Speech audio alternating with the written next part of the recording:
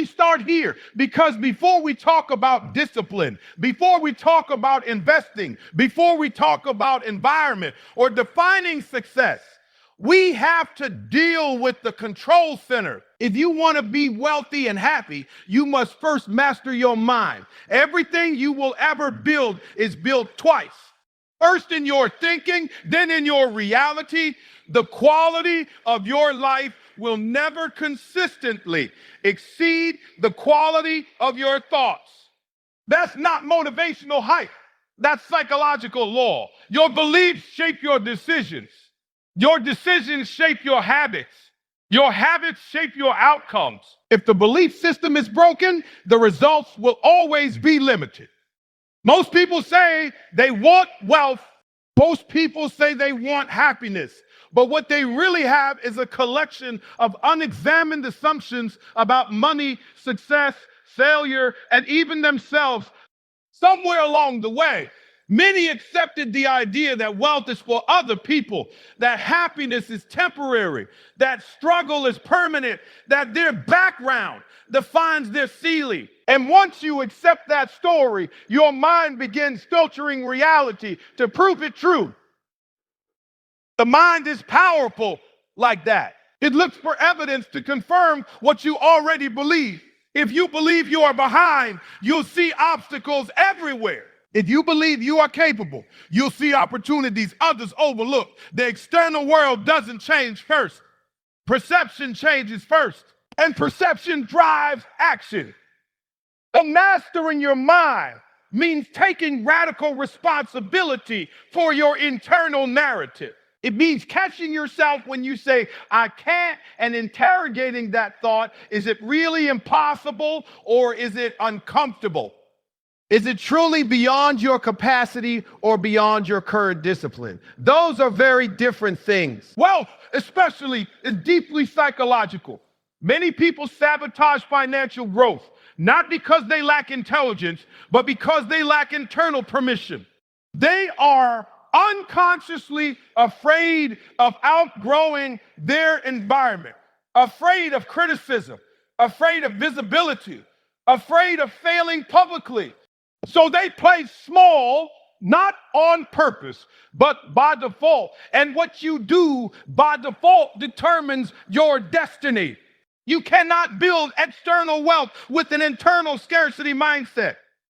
If you constantly think in terms of lack of time, lack of money, lack of connections, your brain will operate in survival mode.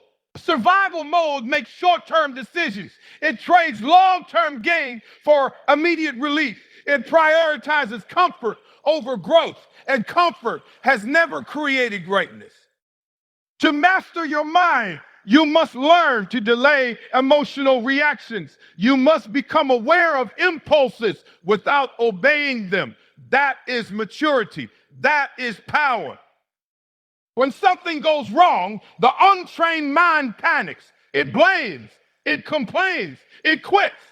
The disciplined mind asks, what is this teaching me? How do I use this? That small shift in interpretation is the difference between stagnation and expansion. Happiness follows the same principle. Many people are waiting for external achievements to give them internal peace. When I make more money, I'll relax. When I reach this milestone, I'll be confident. But the mind does not automatically upgrade when the bank account does. If anxiety runs your thoughts now, it will run them later. Just with higher stakes, if insecurity defines you now, it will define you at every level until you confront it. Mastery of the mind means practicing intentional thinking. It means choosing focus. You cannot stop thoughts from appearing, but you can decide which ones get attention. Attention is currency. Wherever you place it, that area grows. Focus on problems long enough and they expand. Focus on solutions long enough and your creativity activates. This is why discipline later becomes possible, because discipline is simply a mind that has been trained to act in alignment with long-term vision rather than short-term emotion. If your thoughts are chaotic, your behavior will be inconsistent. If your thinking is intentional, your actions will follow structure. You also have to be willing to audit the influences shaping your mind.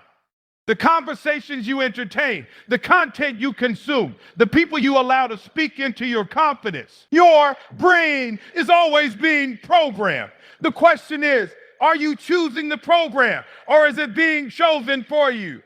An unguarded mind absorbs limitation. A guarded mind cultivates possibility. And here is the deeper philosophical truth. You are not your thoughts. You are the observer of your thoughts. The moment you realize that, you gain power.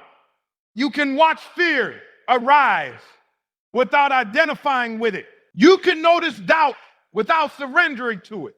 That gap, that space between stimulus and response is where freedom lives. And freedom is the foundation of both wealth and happiness. When you master your mind, you stop reacting and start creating. You stop drifting and start directing. You stop surviving and start building. Everything we discuss next, discipline, value creation, environment, purpose, depends on this foundation. Because if you cannot govern your inner world, you will never sustainably govern your outer one.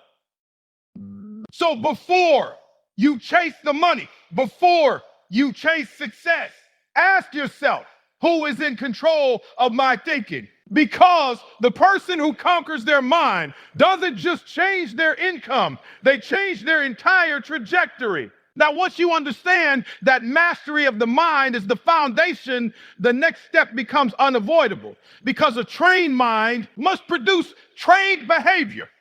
And that's where discipline enters the conversation. Let's be honest. Motivation is attractive. It feels good. It's emotional. It's intense. You watch something inspiring. You hear a powerful message. And for a moment, you feel unstoppable. But motivation is a spark, and sparks fade. Discipline is the system that keeps the fire burning when the emotion disappears. If you want to be wealthy and happy, you cannot rely on how you feel. Feelings fluctuate, energy fluctuates, circumstances fluctuate. Discipline is the decision to act in alignment with your long-term vision, regardless of your temporary state. Ecologically, this is about delayed gratification. The ability to sacrifice comfort today for capacity tomorrow. Most people intellectually understand this, but they don't most fully commit to it. They want the outcome without the repetition. They want the reward without the routine. But wealth is built in routine. Peace is built in routine. Excellence is built in routine. Discipline is not punishment. It's structure. It's self-respect in action. When you wake up early to work on your craft, even when no one is watching, that's not suffering. That's identity formation. That's identity formation. When you invest instead of spending impulsively, that's not deprivation. That's strategic thinking. When you say no to distractions, that's not isolation. That's clarity. The undisciplined mind says, I'll start tomorrow. The disciplined mind understands that tomorrow is a psychological illusion that protects comfort. Every time you postpone necessary action, you reinforce a pattern of avoidance. And avoidance compounds just like effort does. We talk about compound interest in money, but discipline compounds too. One small, consistent action repeated daily becomes a skill. A skill refined becomes value. Value delivered consistently becomes income. Income managed. It wisely becomes wealth. But remove discipline from that equation and everything collapses. The truth is, discipline is a form of emotional regulation. It's the ability to experience boredom, frustration, and fatigue without abandoning the mission. Anyone can work when it's exciting. Anyone can push when results are immediate. But the wealthy, fulfilled individual has learned to operate in the invisible season, the period where effort is high and recognition is low. That season builds character. And character is what sustains success. Once it arrives without discipline, money amplifies weakness. With discipline, money amplifies wisdom. Happiness also depends on this principle. Many people think happiness is spontaneous, that it simply happens when life aligns. But sustainable happiness is built on disciplined habits, disciplined thinking, disciplined boundaries, disciplined health practices, disciplined communication in relationships. Chaos in daily life produces chaos internally. You cannot live randomly and expect stability. Discipline creates predictability. Predictability reduces anxiety. Reduced anxiety increases clarity. Increases clarity. And clarity allows you to make better decisions. Philosophically, discipline is freedom in disguise. That sounds paradoxical, but think about it. When you lack discipline, you are controlled by impulse. If you are controlled by impulse, you are not free. You are reactive. True freedom is the ability to choose long-term growth over short-term comfort repeatedly. And that requires identity-level commitment. You don't rise to the level of your goals. You fall to the level of your systems. If your system is I work when I feel inspired, your results will always be inconsistent. If your system is I execute regardless of mood, your progress becomes inevitable. There will be days you don't feel confident, days you don't feel strong.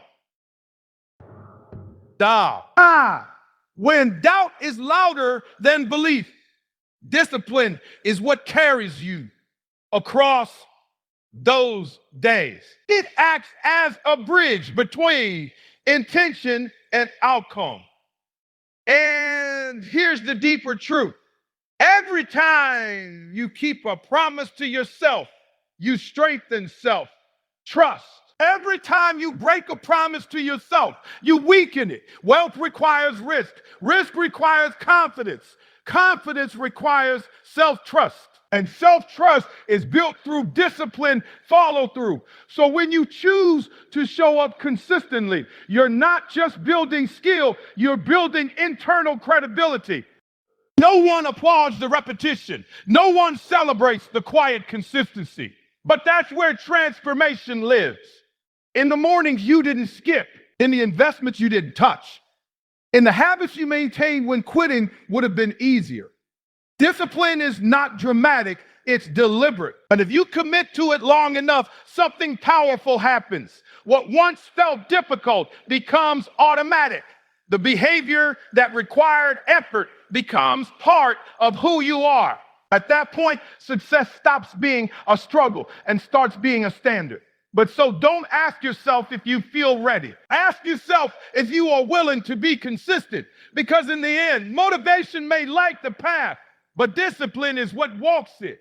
Once your mind is disciplined, the next question becomes practical. What are you actually building? Because wealth is not created by effort alone. It is created by value. If you want to be wealthy and happy, you must shift your focus from chasing income to increasing value. Income is a byproduct. Value is the cause. And in any economy, in any era, value is what gets rewarded.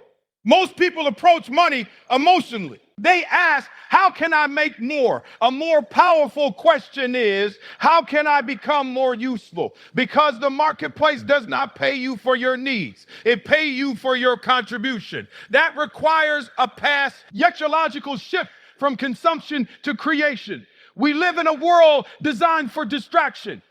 It is easy to consume information, entertainment, opinions, and trends all day long. But consumption does not build wealth. Creation does. Skill development does. Problem solving does.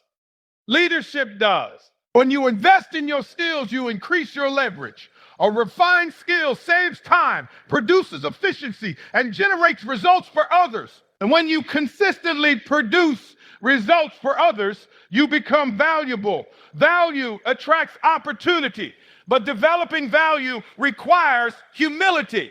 You must be willing to admit where you are weak. You must be willing to become a student again. Many people plateau financially because their ego prevents them from upgrading their skill set. They want advanced rewards with beginner capacity. Wealth does not respond to entitlement. It responds to competence. If you study individuals who have built sustainable success, you'll notice something consistent. They solve problems at a higher level than most. They communicate clearly. They think strategically. They understand human behavior. They bring clarity where there is confusion. That is value. And here is the deeper layer.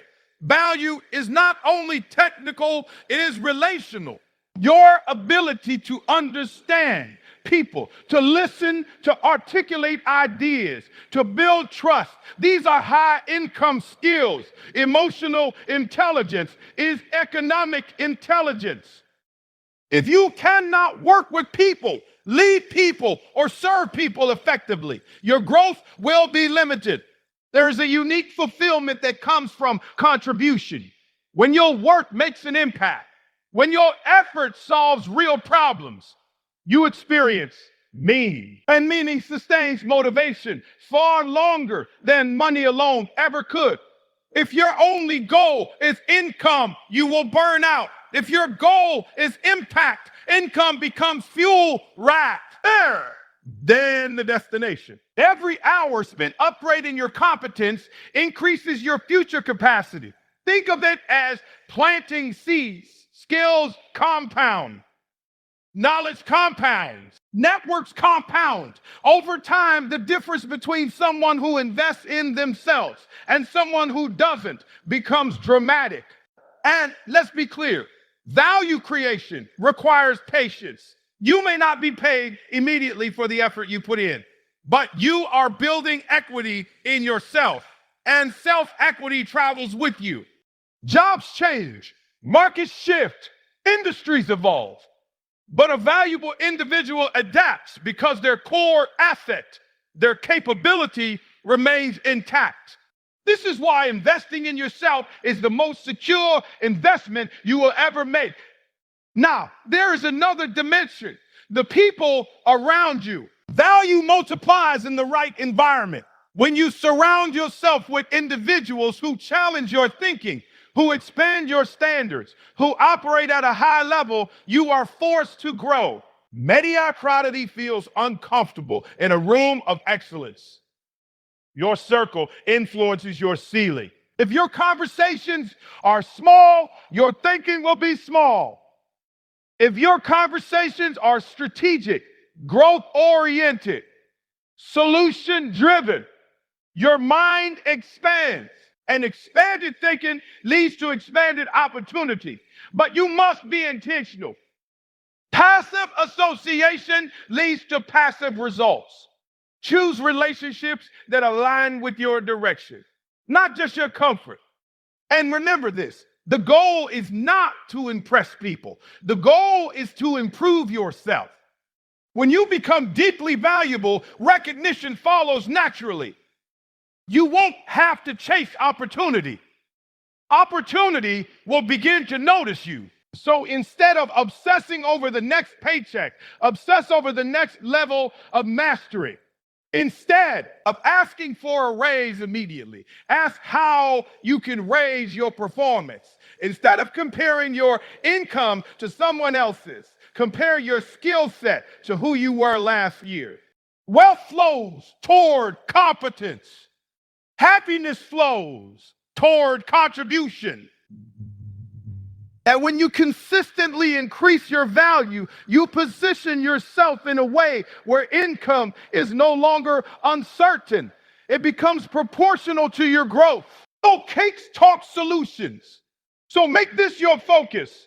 Build yourself into an asset so powerful that any room you enter becomes better because you are there. Because when you commit to becoming valuable, you don't just earn more, you become more. Now, once you've mastered your mind, built discipline, and committed to increasing your value, there's another factor that will either accelerate everything or quietly destroy it: your environment. You can be mentally strong, you can be disciplined, you can be highly skilled, but if your environment constantly drains you, distracts you, or diminishes your standards, your growth will slow down. Environment is not just where you live, it's what you tolerate, it's who you listen to, it's what you normalize. Human beings adapt quickly. That's a gift, but it can also be dangerous. If you are surrounded by low expectations, you will slowly lower yours. If excuses are common in your circle, you will begin to justify your aim. If negativity dominates your conversations, your thinking will unconsciously shift toward limitation.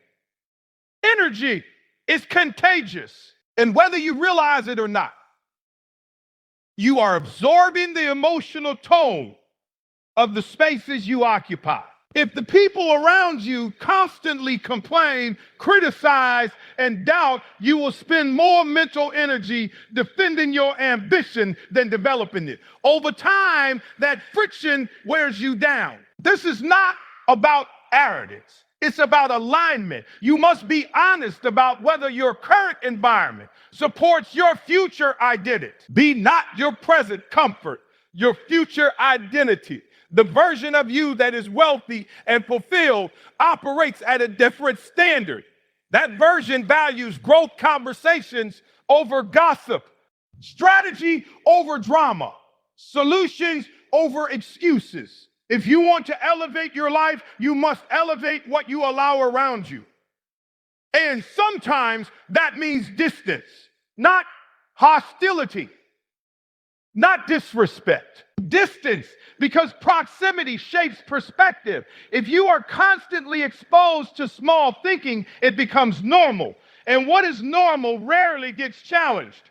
Now, let's go deeper. Environment is not only about people, it's about inputs. The content you consume, the information you repeat, the digital spaces you scroll through every day. Your mind does not distinguish sharply between what you experience and what you repeatedly observe. If your daily input is chaos, comparison, outrage, and distraction, your internal state will mirror that. Guarding your environment is an act of self-leadership. You cannot expect clarity while entertaining constant noise. You cannot expect confidence while consuming content that amplifies insecurity. You cannot expect focus while living in perpetual distraction. Wealth requires concentration. Happiness requires emotional stability. Both are undermined by an environment that fragments your attention. And here's the philosophical truth. Your life moves in the direction of your dominant exposure. If you are exposed to growth daily, you grow. If you are exposed to mediocrity daily, you drift. That's why high performers are intentional about their circles. They seek rings where they are challenged, where their ideas are sharpened, where their standards are raised, not because they enjoy discomfort, but because they understand expansion requires pressure. Iron sharpens iron. There's also a practical dimension to this. Opportunities flow through networks. Access often comes from association.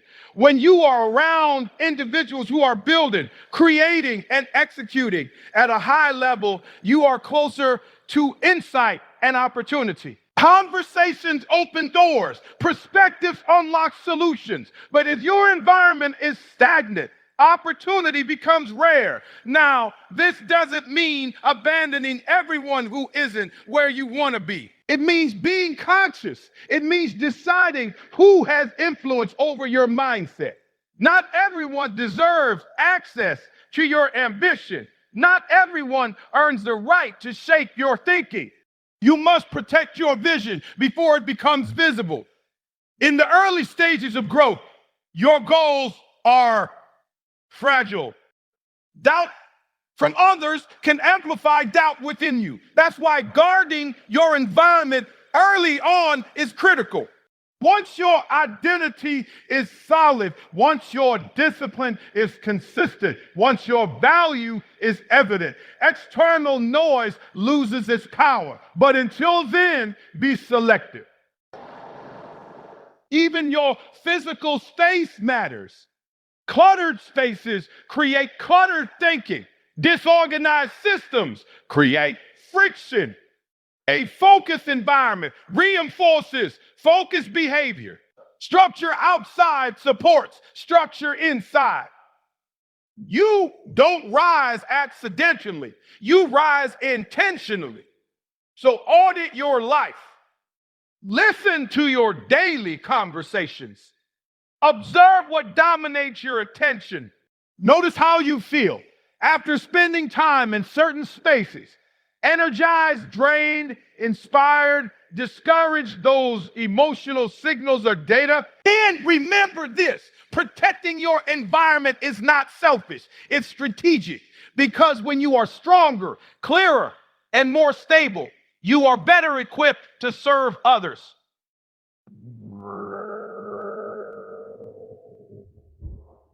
The goal to serve others. The goal is elevation. So ask yourself honestly, does your environment reflect who you used to be or who you are becoming? Because if you don't choose your environment will choose your future. Now, after all of this, mastering your mind, building discipline, increasing your value, protecting your environment, we arrive at something deeper. Because if you do all of that but misunderstand what success actually is, you can still end up wealthy and empty. So if you truly want to be wealthy and happy, you must define success beyond money. Money is a tool. It is powerful. It creates options. It creates access. It creates freedom of movement, but it does not automatically create peace. It does not guarantee meaning. It does not secure relationships. And it certainly does not repair a neglected inner life. If your definition of success is incomplete, your pursuit of it will be unbalanced. Many people chase financial achievement believing it will resolve internal dissatisfaction. When I earn more, I'll feel secure. When I reach this level, I'll finally feel confident. But achievement magnifies identity. If you are anxious without money, you may be anxious with money, just at a high level. If you lack purpose, a larger income will not magically provide one. That's why your definition of wealth must be holistic. True wealth includes financial stability, yes, but it also includes physical health, emotional regulation, strong relationships, intellectual growth, spiritual grounding, the ability to sleep peacefully at night, the ability to look at your life and feel aligned with your values. Because what is the value of income if your health collapses? What is the value of success if your relationships deteriorate? What is the value of status if your mind is constantly restless? You cannot separate prosperity from well-being. Psychologically, happiness is tied to meaning and connection. Human beings are wired for significance. We want to feel that our lives matter, that our effort contributes to something beyond personal gain. When your goals are connected to impact, your drive becomes sustainable. You are no longer just accumulating. You are building something that extends beyond you. That creates fulfillment. And fulfillment is different from pleasure. Pleasure is temporary. Fulfillment is stabilizing. Pleasure comes from consumption.